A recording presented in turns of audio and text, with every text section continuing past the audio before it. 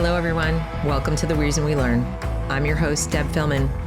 At The Reason We Learn, we aspire to be part of the solution. The purpose of this show is to take a good, honest, potentially painful look at the way kids are being educated. We know we can do better, and this is where we'll talk about how. Let's learn something.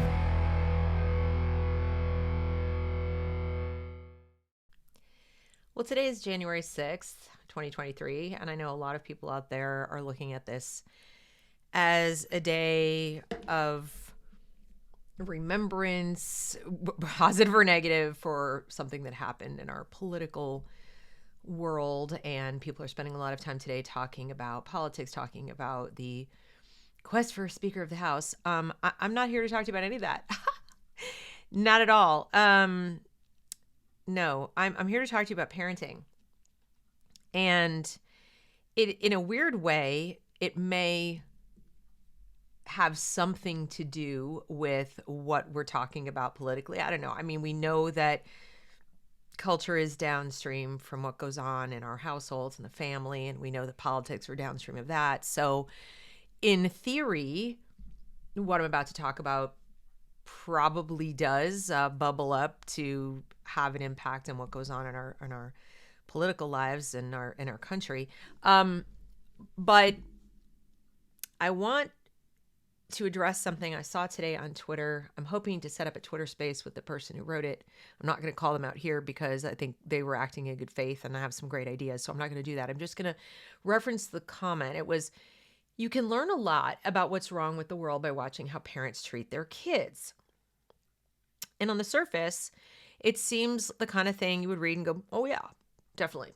Watch how parents treat their kids. You can learn a lot about the world. Except the way my brain works, I can't operate that way. I have to look at, what's wrong with the world? Well, first we'd have to define what that is and that we're all in agreement about what that is. How parents treat their kids. Well, how much can you really tell from watching? When you're out in public and you're seeing how parents treat their kids, or how much are you assuming by brief interactions, or assuming you can extrapolate from by, the few parents well enough that you watch them parenting? Like, how far do you think you can take that?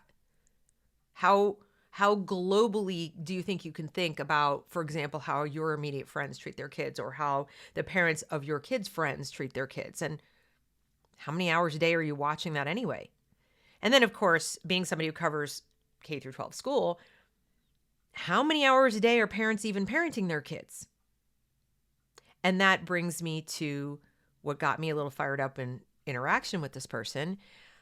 Once upon a time, you might have said, those first 5 or 6 years, the kids with their family, and then they go to school. And those are crucial years. We do know that. We do know that in child development. We know that those early formative years can really set things in motion as far as attachment, trauma, what the kid thinks about change and conflict. Do they feel loved? Do they feel cherished? Do they feel secure in this world? That we know that from long-term studies on, children and different kinds of environments. And once upon a time, we would have been able to say, that's really the biggest influence. Those first, 5 to 7 years, that's going to be the family. They're going to be in the bosom of the family. So that's really, what sets things in motion. They got the biggest influence.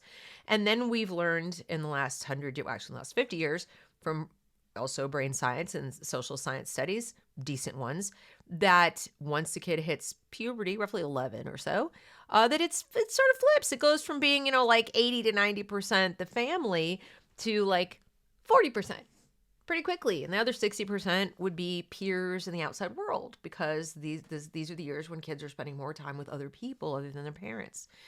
And we would have said, yeah, but those first formative years made the biggest difference. And then now that's going to set the tone for how they're going to interact with those peers and how much resistance they have to peer pressure and all that kind of stuff. That's still ultimately the parents. And then, maybe somewhere along the line, in extreme circumstances, we would have said, well, yeah, that kid got really roped into something negative and it, definitely not the parents' fault. Today, it's very strange what's happening. And I want you all to think about it, because as I've said many times, we're not voting our way out of this crisis of education.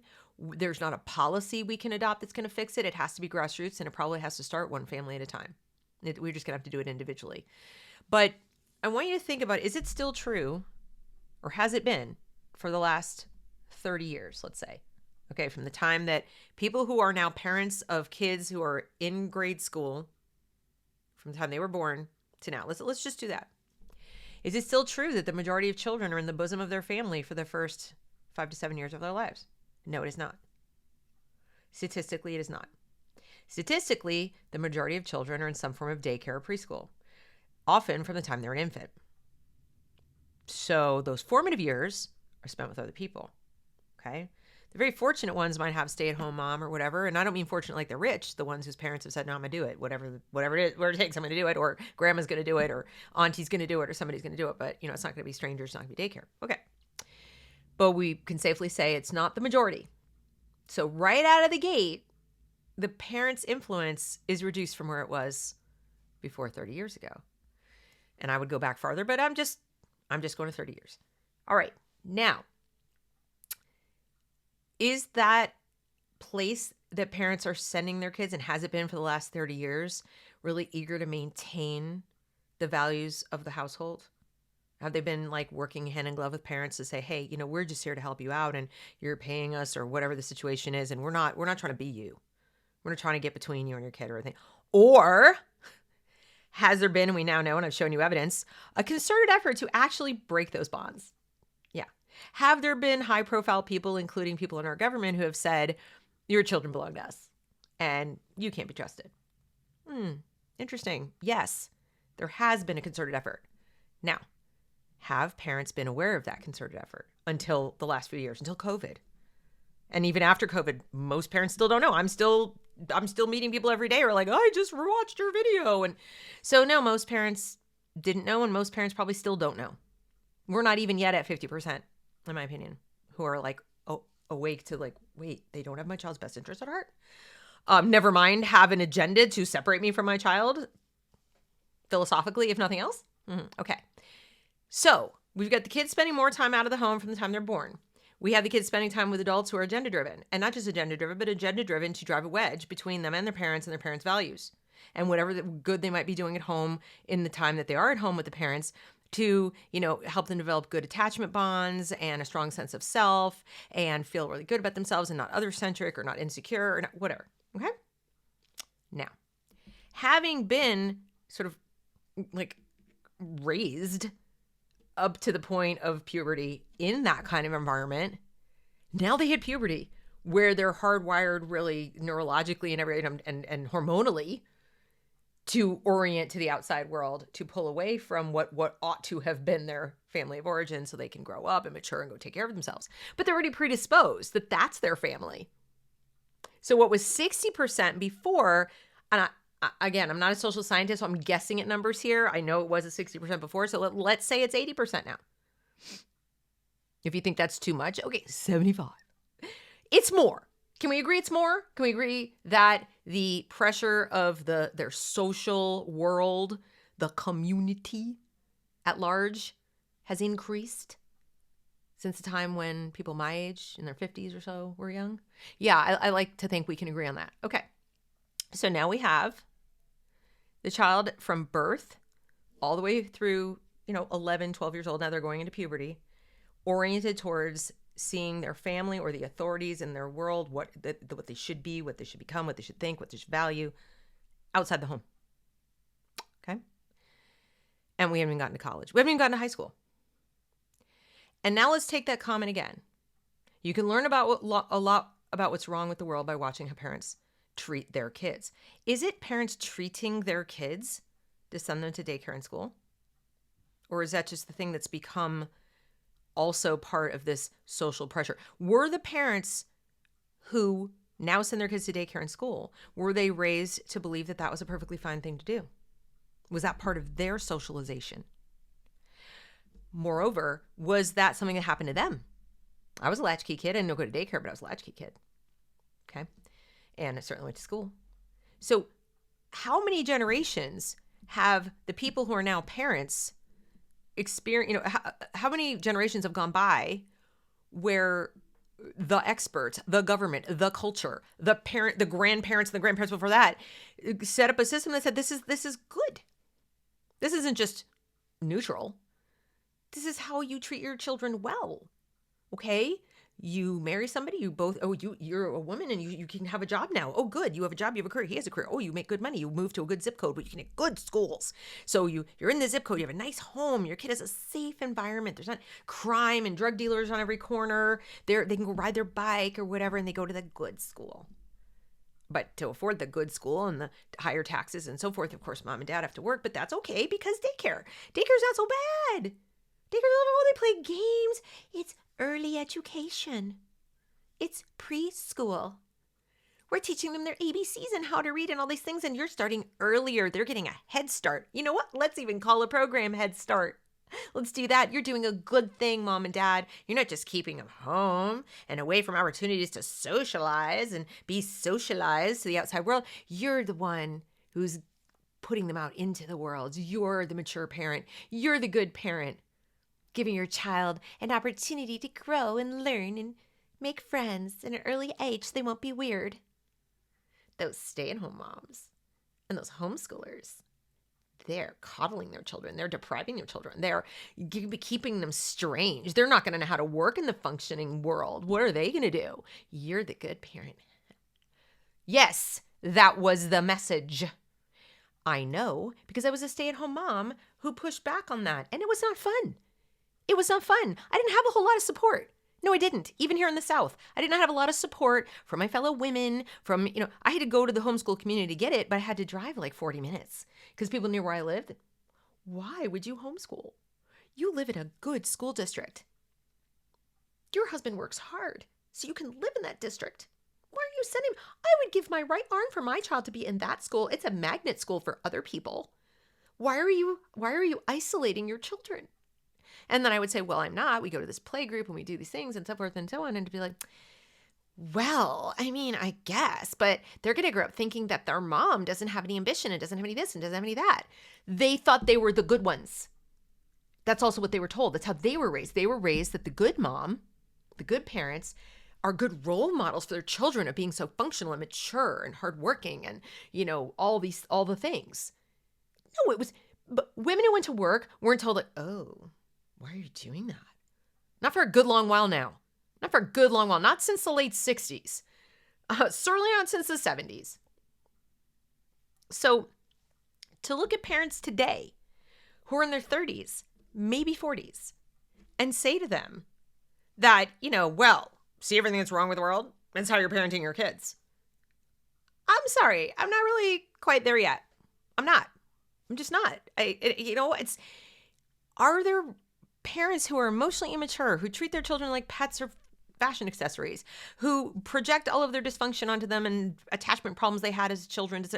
Yes, they exist. They have always existed. That is not new. They existed when there were stay-at-home parents. They've existed with daycare parents. They exist in every generation. That's been around since time immemorial, that there are parents who take whatever happened to them as children and, revisit it onto their kids. And then those kids grow up and have issues in their lives, or maybe they don't. I grew up in a dysfunctional household and not good. I mean, I won't say it turned out perfect, but I avoided all the major pitfalls. Okay. Never used drugs. I mean, I never did any of those things. So it can work out. But what I'm seeing is this false dichotomy that either you're a good parent and you're full on and you're present and you have your kids at home and you're homeschooling, you're doing this, blah, blah, blah, and you're the good parent, and then your child won't be trans and your child won't go in a gang and all these bad things won't befall you, or are a lot less likely to, because good kids are armed and resilient and they won't be subjected to all this peer pressure, whatever, that somehow you can wrap them in bubble wrap and keep them away from the internet and all. Or if you believed, because why wouldn't you? It's what you were raised with. It's what you saw all around you, that the way to be a good parent was to do all these things. Send your kids to the good school, send your kids to the preschool, send your kids to the Head Start program.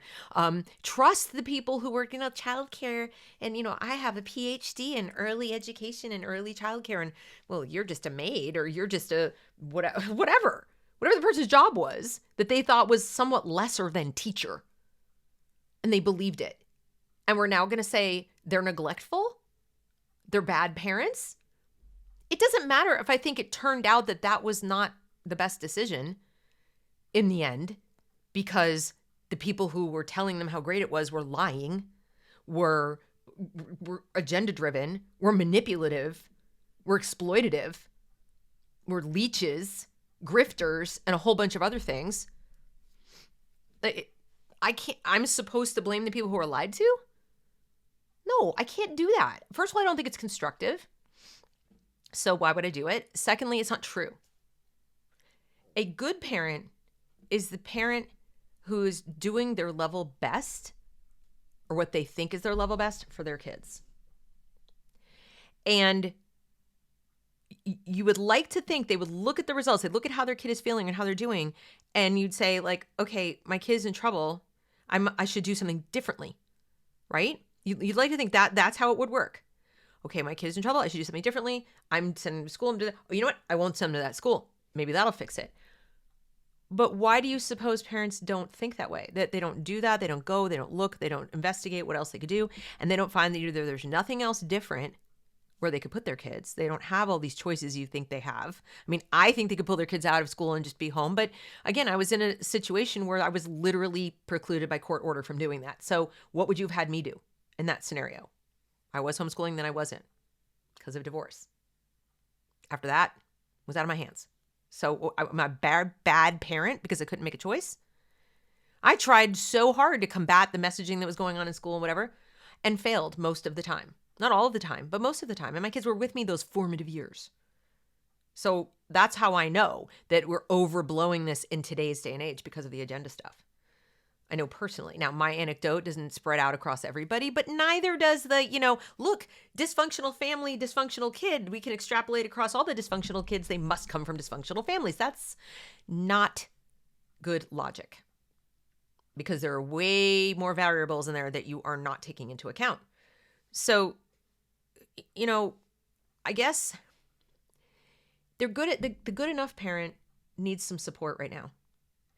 If we want to help people realize that the decision they thought was a good decision is actually not a good decision anymore and may never have been one, even when it was made for them. You have got to approach these people with a giant bag of benefit of the doubt, okay, because you don't know their life story. You've got to approach them assuming the best, that they agree that what they want is the best for their children, where their children are happy, healthy, and able to grow individually at their own pace and so forth and so on. And then you have to think about ways to help them make whatever changes they need to make in their lives to get to that point for their kids. I don't think it serves us well to make grand declarations and use platitudes about how, you can see what's wrong with the kid by looking at their parents, or you can see, how a kid's going to turn out by looking at how they're parented. And I can tell from way back here how their parented looks like. No. I mean, you can make assumptions if you want, but I just don't see the point. So, here's my take on it. We have arrived at a point in history when first order businesses make parents aware that they're being lied to, they have been lied to, and that their parents were lied to. It does go back that far, at least. It goes back all the way to the beginning, but let's just go back to what they can relate to. Their parents were lied to, so no point in blaming their parents for socializing them to send their own children to school. Everybody was lied to, okay? That's in the past. Water under the bridge. We can't do anything about it, okay? Just acknowledge that it's true, because there's tons of evidence that it's true. And then now look at it as like, okay, so what I see in front of me is fake. It's not real. Or I'm being told lies right now, okay?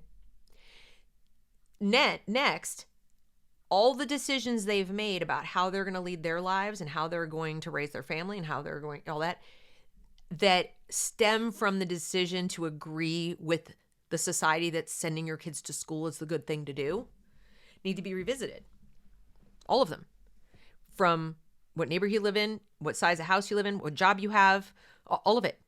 It might even mean you need to revisit your relationships. Because if one of you says, this is not, my kid is in crisis, And a big part of it is this place I'm sending them every single day. And the other one goes, I don't agree.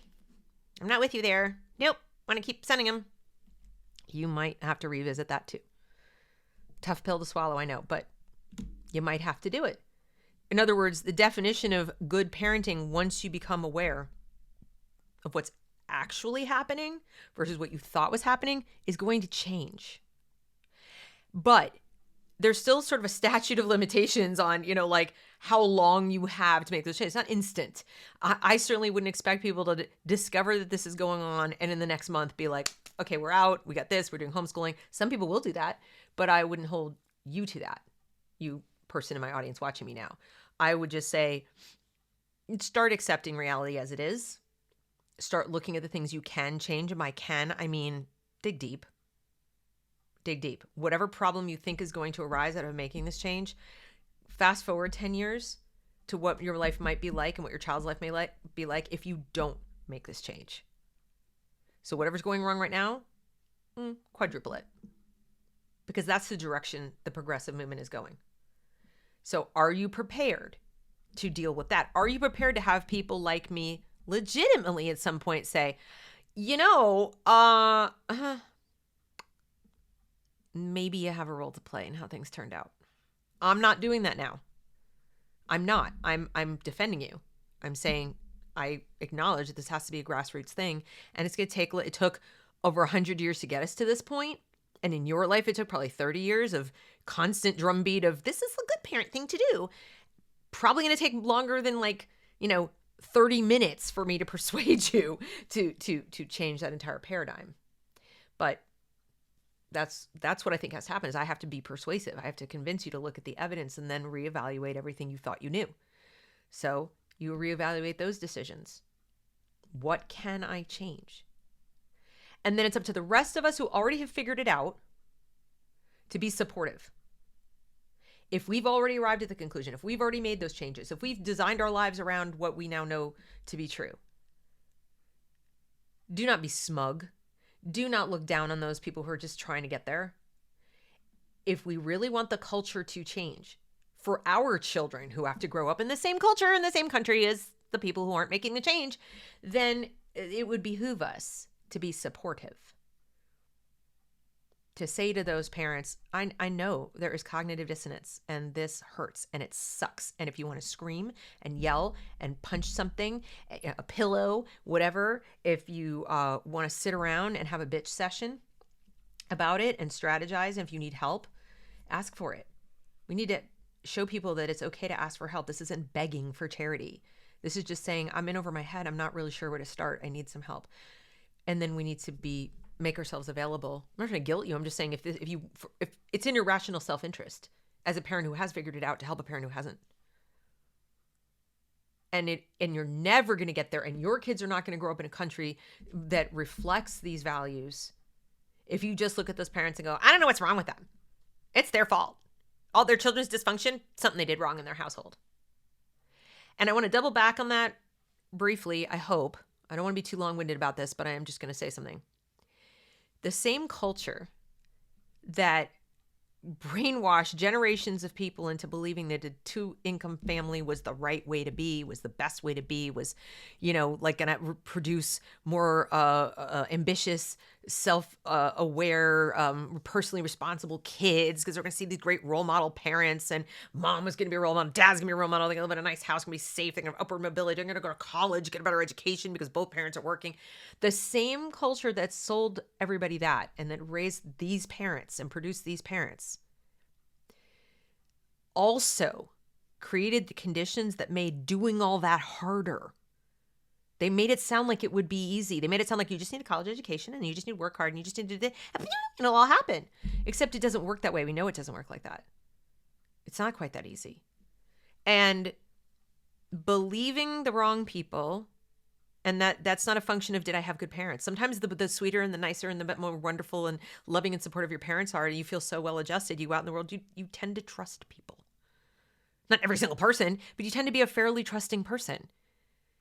I honestly believe that one of the reasons that I was quicker on the draw with a lot of this stuff and very suspicious and very careful about some of the things that were being sold to me is that I grew up in a dysfunctional home.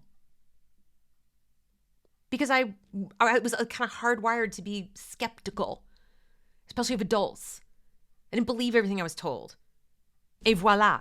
Okay? But if those parents who grew up with, like, my parents have been married for 50 years and they told me the teacher's good and this is great and da-da-da, they might actually be at a disadvantage. So there's all this talk about trauma and poor attachment, and it's true, and I don't mean to make fun of it. I grew up in that. I had that. But it's the notion that automatically always produces terrible dysfunction. And growing up in a wonderful, loving, warm household where everything is perfect attachment produces these, people who can, make all the right decisions and do all the right things by their own kids. It's just not the way it is. You're dramatically downplaying the role of the outside world. You're dramatically downplaying what happens after those first 6 years. You're dramatically downplaying the role of technology, which was not in play at all 50 years ago or 30 years ago, and social media and 24/7 cable news and music piped right into your ear and all these other things. You're not even adding them to the mix of what was before. It's like they don't exist. And so even the very best of parents who intended everything to be great and they got married and they set out to have a good, loving home for their kids. And then life and the vicissitudes of that and the pressures of that and all of this, I got to be all things to all people, caught up with them. And it didn't work out. And everybody goes, well, that's not easy, no fault divorce. Well, it's this, well, it's that. Nothing is easy about divorce. People who talk like that haven't been married or haven't been divorced. There's nothing easy about it, okay? Maybe you watch too much television. You see very, very, very wealthy people get divorced and you just see the, and they paid this lawyer and that went $1 million settlement, whatever, and you think no, it's not easy. It's an extremely rare divorce. It's just, boom, it's done. Very hard. There are a lot of people actually who stay in terrible marriages to avoid it. There are a lot of people who don't get married in the first place because they grew up in a family that went through a terrible divorce. So they just say, forget it. I'm just going to have my kids without getting married. There are a lot of reasons people do what they do, and you need to look at those reasons. You can't just write it off to bad morals and bad values. Yes, this bubbles up to the culture, but please don't discount how the culture presses down. And the more the culture controls your money, your education, your health care. When I say the culture, I mean the government. The more that is, and you have fewer choices, the less it's legit to say that you've created the culture. At some point, the tables turn. And I'm here, I guess, arguing that the tables turned a while ago. We just missed it. We missed it. And it's unhelpful now to talk like it's 1950 and people just, need to get back to being, husband and wife in the home and the dad's a strong, family values person and this and that. We can't turn back time. We can't turn back the culture. We are where we are. So what are we going to do? What are we going to do? The way we're going to change the culture is one person at a time by supporting them and not blaming and not sitting there saying, well, it's your fault and it's your kid has poor attachment because you did something wrong. We've got kids being told as early as kindergarten that their parents are abusive when they're not. We have teachers and school counselors telling middle school kids that a parent not agreeing that they should take hormones equals abuse. The definition of abuse isn't even anything like what it was 30 years ago, even 10 years ago. Counselors aren't counselors, therapists aren't therapists, teachers aren't teachers. Nothing is as it's labeled. So I just wanted to riff on this because it's been preoccupying me all day. It's an issue very near and dear to my heart.